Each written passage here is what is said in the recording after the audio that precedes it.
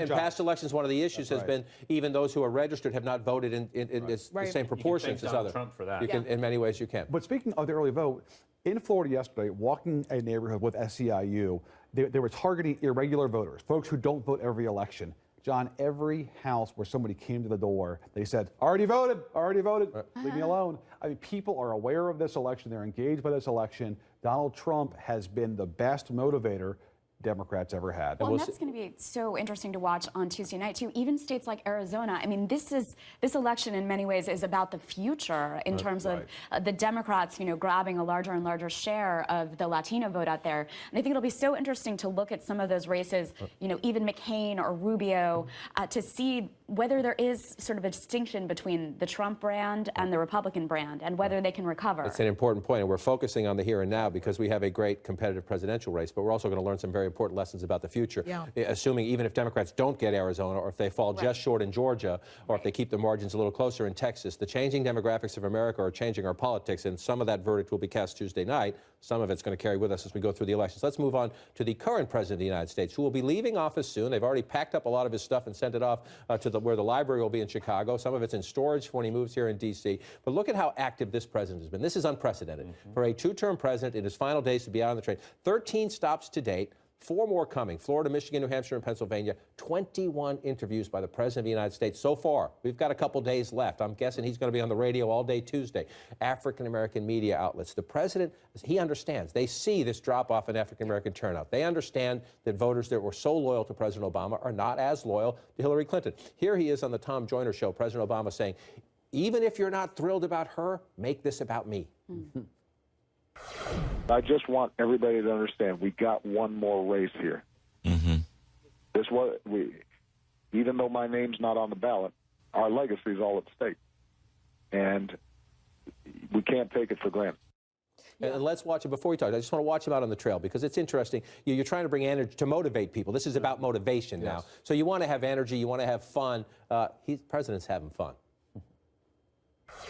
The choice could not be clearer. Because Donald Trump, don't boo, come on, you guys know that. You already knew that. You can't boo. He can't hear you boo, but he can hear you vote.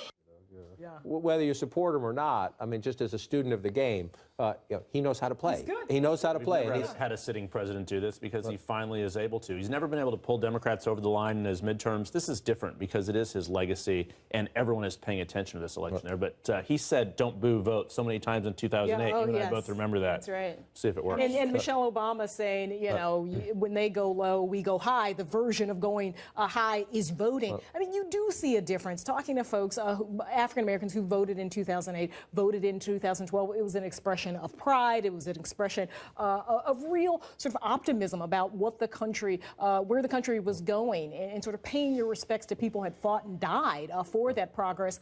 And now you get to some of these polling stations, not as many people, and more of a sense of duty, not necessarily the same kind of enthusiasm. Democrats do think they made up. There's long lines in North Carolina the last day of early voting yesterday. Democrats do think they made up some of it. We'll do the final counting as we get into the final days. But I mean, it's just amazing how the president and Michelle Obama have been such a powerful team for Clinton in that sense during the last week because, I mean, she is his former rival. There are people still remember some of that bad blood.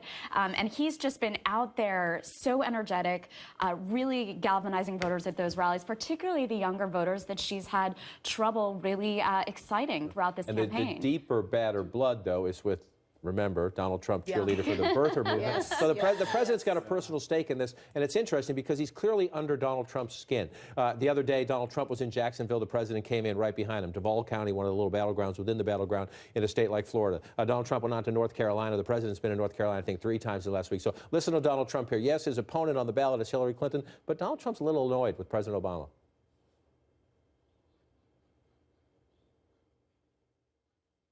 They don't respect Obama. He's like a cheerleader. He's jumping up and down all over the place for Hillary. He shouldn't be doing that. He shouldn't be with her. He's got to be working. That's one of the nicer things he said about the president in the last week. But clearly it's under his skin a little bit. It is. No, he's obviously bothered. And Obama knows this. I mean, Obama knows that Trump can't help but hit back. So Obama wants him to hit back because Obama wants Trump to be distracted in a back and forth with him. 2 fast points on Obama. I saw him last week in Chapel Hill. The degree of shaming that he does with the black community, that Hillary, of course, cannot do, is extraordinary. He's saying if you don't vote, you are basically enabling those who would deny you the vote. You are enabling the suppressors, and they don't have to lift a finger. That is extraordinary. You know, lots of Democrats complain about voter suppression. Obama saying this is on you, not on them. You better vote. It's striking. And second of all, continuity. She's running for a 3rd term. When have we seen this? Even in 1988, John, George H.W. Bush said a kinder, gentler America. That was obviously a shot at Reagan.